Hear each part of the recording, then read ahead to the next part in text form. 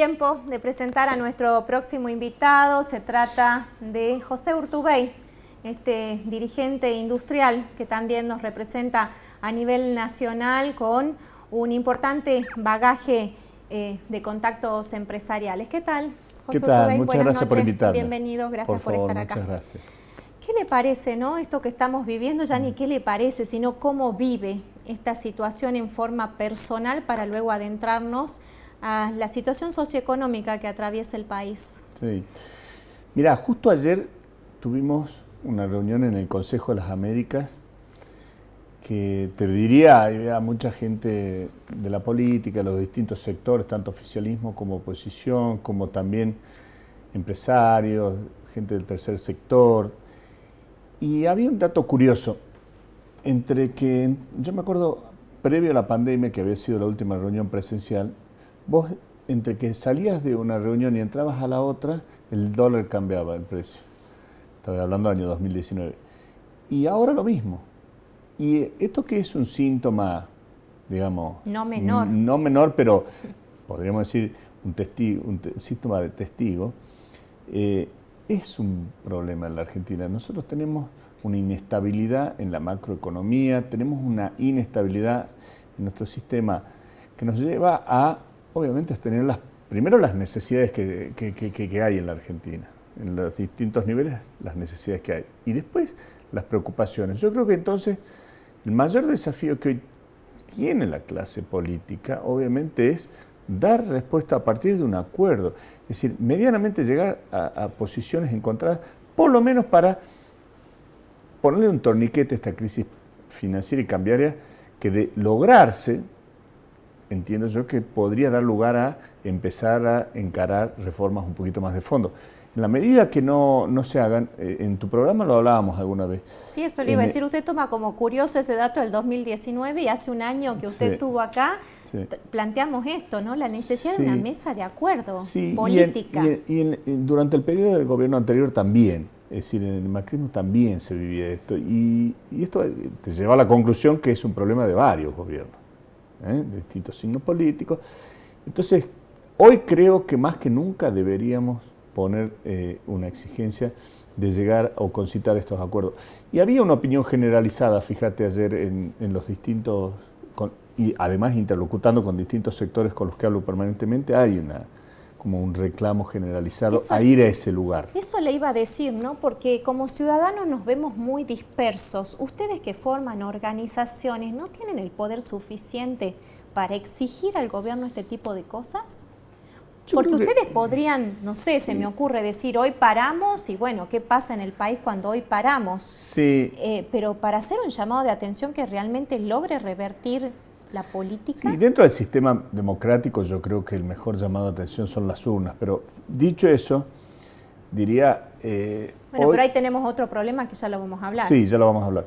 Pero digo, dicho eso, hoy vos podés sentar posición, buscar en alguna medida influenciar a efectos de generar una conciencia, pero bueno, hoy lamentablemente en la Argentina la decisión la tiene el gobierno en términos de ejecución de políticas públicas y quienes lo legitiman son en definitiva los que les dan el poder para eso, que somos todos. Entonces creo que más allá del sistema democrático que lo podemos analizar ahora en breve, como decís vos, la solución viene por el lado de generar una conciencia colectiva, de salir de los extremos, de salir de las soluciones en algún punto fáciles. Por ejemplo, todo este crecimiento exacerbado desde mi punto de vista de Milei te lleva a esa lectura. Una lectura que es, por de bronca, crece un factor político que desde mi punto de vista no te lleva a ninguna solución. ¿Y qué le sucede a usted cuando plantea esto y tiene un sobrino que milita en esas filas?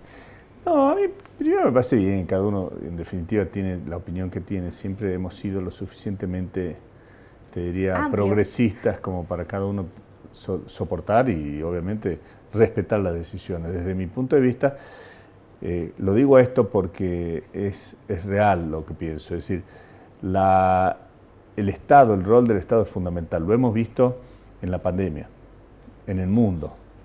Estados Unidos, que es el país supuestamente donde el mayor receptor de lo que es el libre cambio, de lo que es la libertad de expresión, todo eso, la Reserva Federal Americana puso a disposición del sector privado el 30% del PBI. Eso es el Estado. Hay una decisión política. Entonces, de apostar a un crecimiento. Bueno, o de apostar a un crecimiento, sostener o entender que hay un sistema del cual ya, desde mi punto de vista, es indiscutible. Entonces, cuando yo escucho hay que cerrar el Banco Central, cuando yo escucho ya extremos de ejecución, me parece que es, desde mi punto de vista, ir a un simplismo propio de quien en definitiva no tuvo responsabilidades mayores en su vida de nada, ¿no? Entonces, nada, simplemente eso. Ahora, ¿cómo se sostiene hoy la empresa? Cuando hablo de la empresa, hablo de la empresa las empresas en general. Sí, a ver, hay distintos. El 80% del empresariado argentino está compuesto por pymes. O sea que las pymes tienen distintas realidades, los desafíos de las empresas más grandes también. Yo te diría que hasta hace un par de meses, previo a este desencuentro político de la coalición gobernante que nos llevó a esta crisis financiera, digamos, tan volátil que vivimos en estos últimos 60 días, la Argentina medianamente venía en un ciclo de recuperación económica que estaba, digamos, beneficiando todas las líneas de producción. No había, de hecho, la actividad económica venía creciendo. 5 puntos, el año pasado había crecido 11,5, ahora 5,5. ¿Qué es lo que pasa? También hay que ver la otra realidad de la Argentina. Hoy tenés un 50% casi de informalidad en la Argentina. Entonces, cuando vos ves los índices formales, acordate de mí, ahora cuando veas lo que es el empleo, lo vas a ver abajo del 7%, los nuevos índices de empleo. ¿Eso qué significa? Que no lo hemos visto prácticamente en décadas. Es un signo de salud. Pero si eso lo comparás con la informalidad y si eso lo comparás con el deterioro de las proyecciones, porque es como que vos venías con una recuperación pre-COVID, digamos, de los índices pre-COVID, y ahora no sabes si directamente no te caes de golpe. Producto de que 2/3 partes de los insumos, por ejemplo, se necesitan para la producción nacional, provienen del exterior. Te quedaste sin dólares, no podés acceder ni siquiera a lo que es capital de trabajo básico para seguir continuando. Entonces, este es el dilema en el que hoy están las empresas, las pymes y las grandes también. Ahora, hay muchas empresas que están en crisis o ante una posible amenaza con esta situación, con respecto a no tener materia prima para producir. Yo te diría que hay faltantes, hay problemas. ¿O está guardada la mercadería? No. Yo te aseguro que puede haber algún nivel de especulación de alguno, pero no. Hubo mucho. Los stocks, yo te digo, estudiando lo que es economía, los stocks bajaron casi a niveles de que no tuvimos nunca. Entonces, en el mundo también están los problemas de insumo.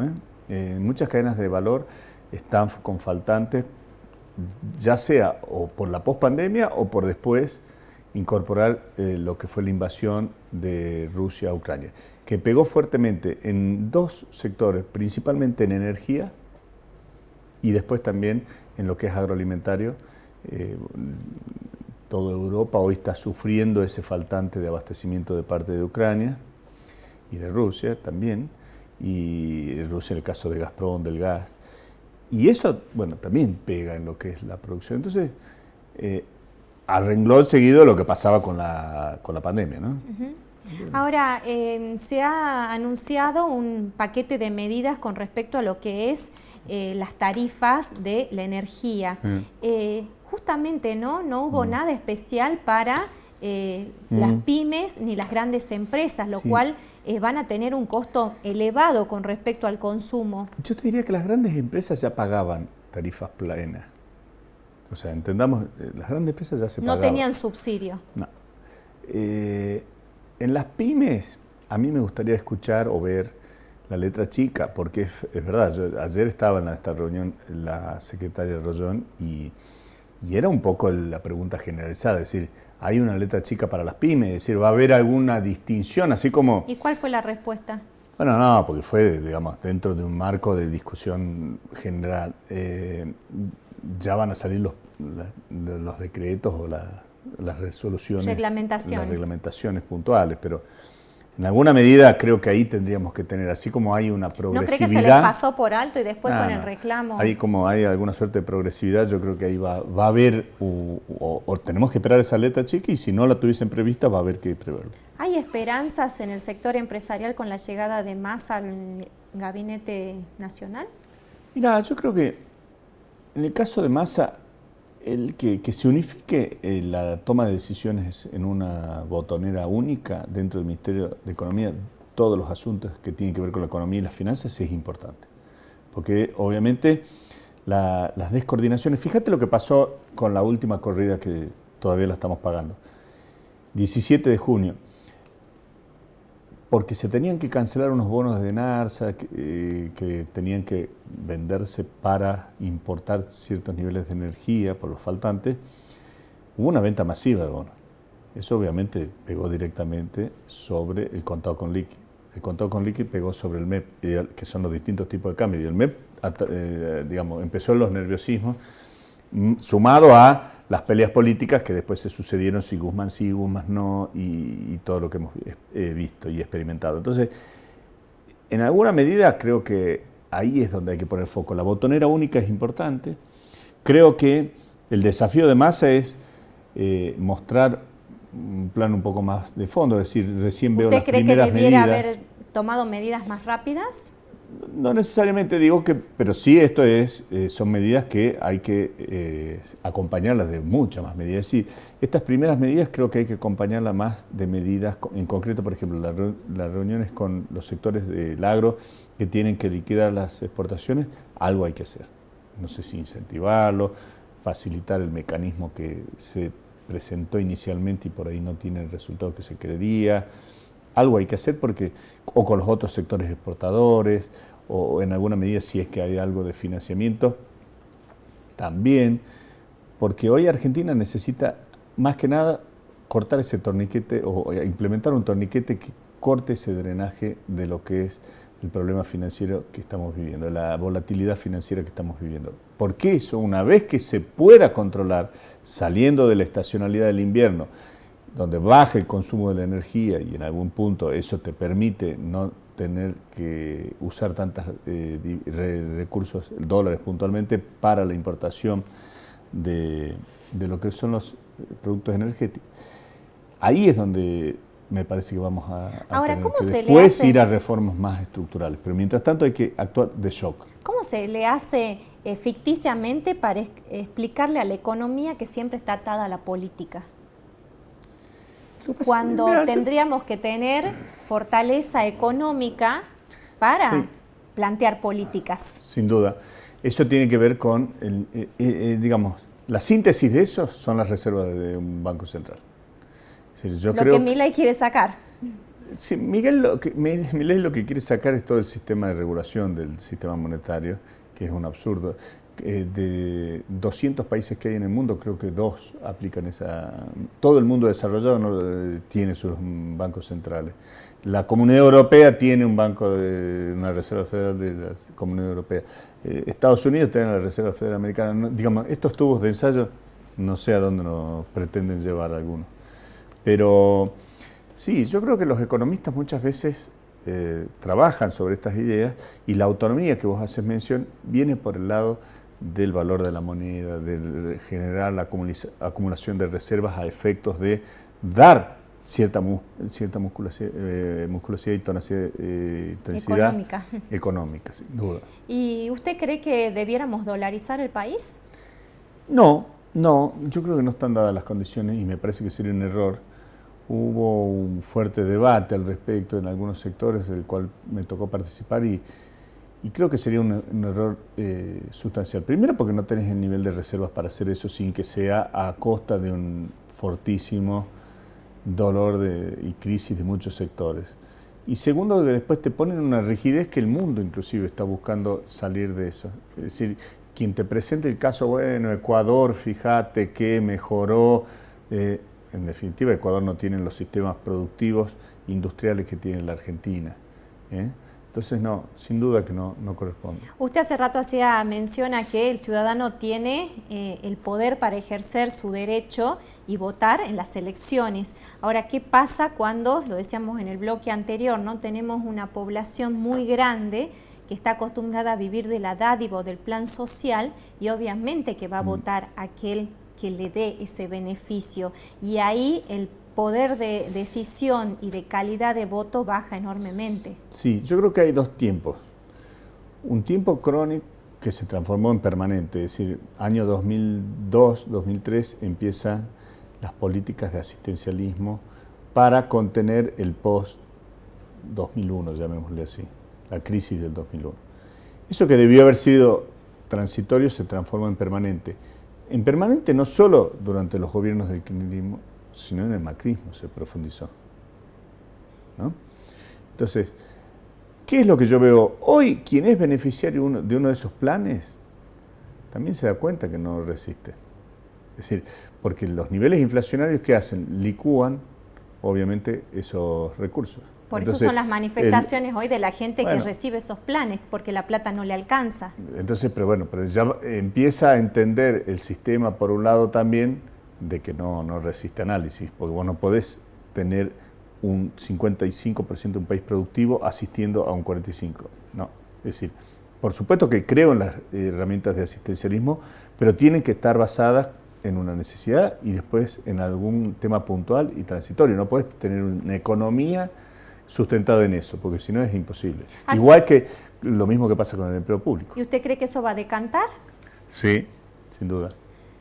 Una de las correcciones a las que nos lleva esta crisis va a ser el planteamiento de fondo de cómo es la necesidad que hoy tiene la Argentina de las políticas de empleo, las políticas que tienen que ver con la productividad y en búsqueda de un equilibrio entre lo que son las nuevas tecnologías, el impacto de la digitalización, la globalización, pero dentro de un esquema de empleo. Esa es la agenda que se va a discutir en la Argentina y se está discutiendo. Ustedes deben sentir a diario la presión sindical. ¿Qué análisis hacen de esta marcha de los últimos días con más de 50.000 personas? Fíjate que hoy yo veo tanto de los sectores empresarios como sindicales una lectura muy parecida de las necesidades del país. Es decir, que es el famoso 55% que es formal. Entonces, ¿qué dicen? No, al sistema así no funciona. Hoy hay muchísimas... Están pidiendo cambio de sistema. Por supuesto, hay muchísimas coincidencias con el sindicalismo, muchísimas. La marcha el otro día tuvo distintos niveles de presentación, pero no necesariamente fue una cosa unívoca, ordenada, no quedaba claro cuál era el reclamo, de hecho. Pues sí, que la inflación, vamos, que no sabíamos contra quién era, porque unos iban al Congreso, otros iban a... Pero después sí sale Pablo Moyano a aclarar y decir lo que usted dice, ¿no? Pero es un trío, digamos, el gobierno de la CGT está soportado sobre 3 dirigentes y aparece uno que es generalmente el más inestable a la hora de los planteos, con lo cual, digo, un tema a revisar. Yo no veo tanto ahí y... Tuvimos, por ejemplo, en el marco de este Consejo de las Américas, tuvimos una comida en la que participó también Guado de Pedro, ministro del Interior. Me queda poquito tiempo, pero me interesa lo que va a decir. Ah, perdón. Y no, te quiero decir, en línea con lo que es la relación entre el gobierno, el sindicalismo y el empresariado, yo veo una coincidencia, quizás a partir de la crisis, quizás a partir del estado de necesidad que tenemos hoy todos los argentinos de resolver esto, veo una coincidencia de, por lo menos, ponerle fin a esto. Si hay o no habilidad de parte de algunos sectores políticos para llevarlo, después lo charlamos otro día, pero veo esa coincidencia. ¿Por qué no se lo ve a José Urtubey más inmiscuido en la política empresarial de Salta? Bueno, lo estoy en mis actividades privadas, pero digamos, ahora estoy terminando de armar toda una serie de actividades productivas que tengo y sí, sin duda voy a estar, y estoy siempre, vivo acá, mis hijos viven acá, mi mujer, con lo cual es mi vida, soy un simple hombre. Va y viene a Buenos Aires sin parar. José Urtubey, muchas gracias por tu tiempo.